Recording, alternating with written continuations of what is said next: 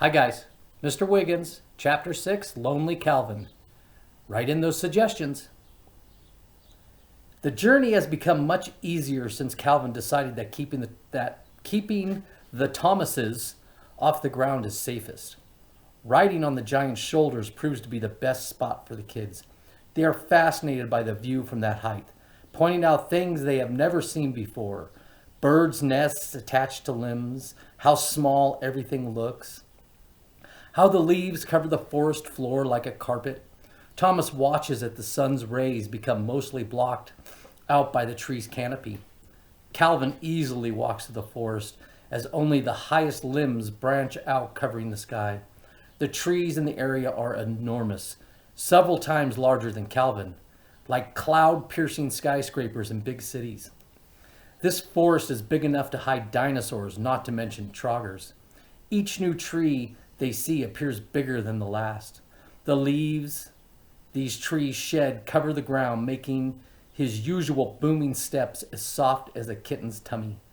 Deer, birds, and fluffy critters of all variety freely move around Calvin, unafraid of the giant trogger. One rather pesky raccoon family climbs partially up his leg and hitches a ride until reaching their destination, jumping to the ground and without even a thank you, scurry on their way.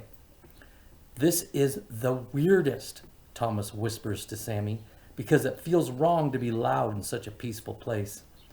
"Thomas, I think this is his home. All the animals are acting like they know Calvin. Those raccoons that climbed on him didn't even look at him. They just took a ride like they do it every day," Sammy says.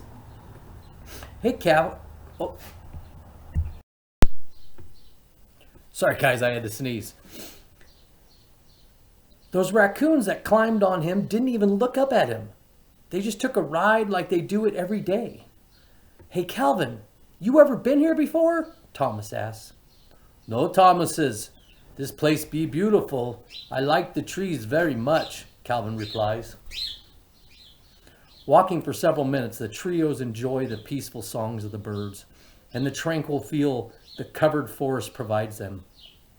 Stopping to admire the largest tree any of them has ever seen, Calvin reaches out and hugs the mighty redwood. "This tree is enormous," Sammy says. "Tree very old, older than anything ever I see," Calvin says. Stepping around the other side of the tree's incredibly thick trunk, Calvin feels a slight shudder beneath him. Then suddenly a huge crack shatters the forest floor, sending the tree plummeting down into the black earth.